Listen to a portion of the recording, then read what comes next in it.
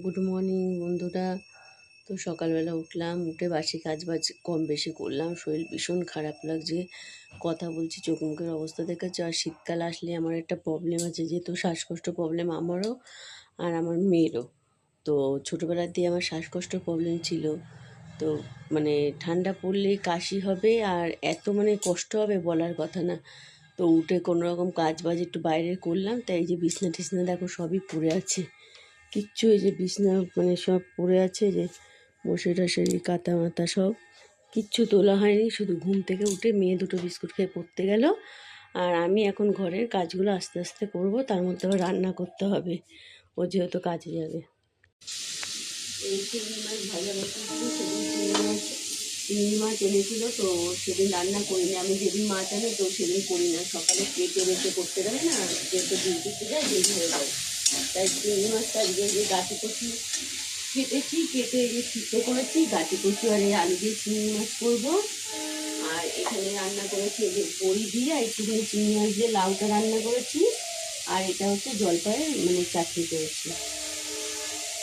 তো এখন ডিউটিতে গেল, মেয়ে পড়ে আসলো, মেয়েকে ফোনটা ধরে দিচ্ছে, আমি আবার এদিকে ভিডিওটা করছি।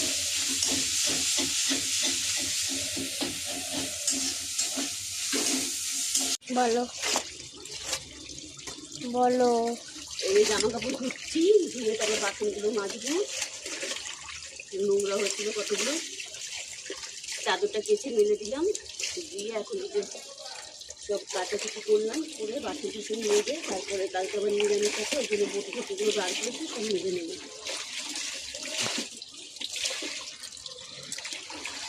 আমি বিছানার চাদরটা বাঁধবো, পেতে বালিশ কাটা সব রোদে আছে, ওগুলো তুলে আনবো, তুলে এনে তারপর মেয়েকে চান করাবো। ভালো লাগছে না, করতে ইচ্ছে করছে না। আর সংসার এমনই জিনিস, করতে ইচ্ছে না করলেও করতে হবে, ফেলে রেখে তো শুয়ে বসে টাইম কাটাতে পারবো না। এই কাজ করছি, কথা বলছি, মানে কষ্ট হচ্ছে নিঃশ্বাস নিতে। যেহেতু সকালে বললাম যে শ্বাসকষ্ট প্রবলেম আছে, ওর জন্য দৌড়ে দৌড়ে কাজ করলে বা ইয়ে করলে তো প্রবলেম হয়। ওর জন্য আমার শীতকাল একটুও পছন্দ না, আমার গরমকালটাই পছন্দ, যেহেতু আমার কষ্ট হয় ওর জন্য।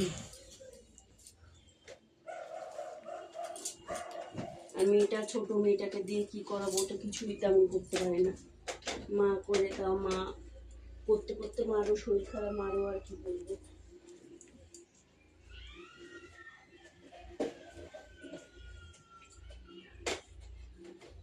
আর আমার রোজকার কাঁচা থাকে, রোজ আমার নাক আছে মানে আমার মনে হয় ইয়ে হয় না, রোজ পড়ার নাইটি বিছানা চাদর দুদিন বাদে বাদে কাছি, কেন আমার ঘরটা তো ছোটো, মেয়ে সারাদিন বিছানার মধ্যেই থাকে, খেলাধুলা পড়া সবই করে, তো চাদর নোংরা হয়ে যায় তাড়াতাড়ি।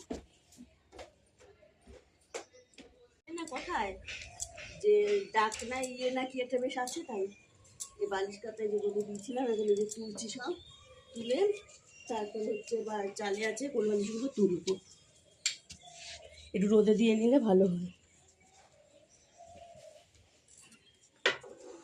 খাজনাতে বাজনা বেশি, ওই জন্য ওই বাজনাই দেখা যেত। পয়সা আছে পিছাচ্ছে। মানে বিশাল পয়সা আছে, ফেলা ঠেলা সবই আছে।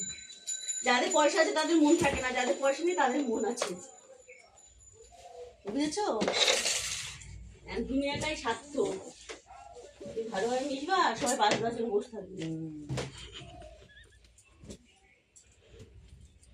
ও আমার শাশুড়ি দেখো, এ দেখো ওনার বালিশ, আমার ওষা, আর এদিকে আমি মশার খুঁজে পাই না।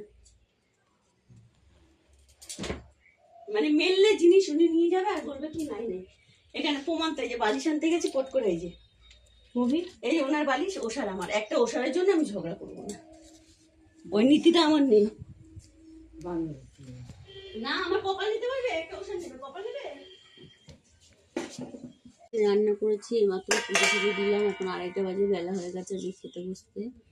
এই যে চিংড়ি মাছ দিয়ে কাটি কচু দিয়ে তরকারিটা করেছি, আর এটা হচ্ছে লাউ করেছি, আর এটা হচ্ছে জলপাইয়ের চাটনি করেছি।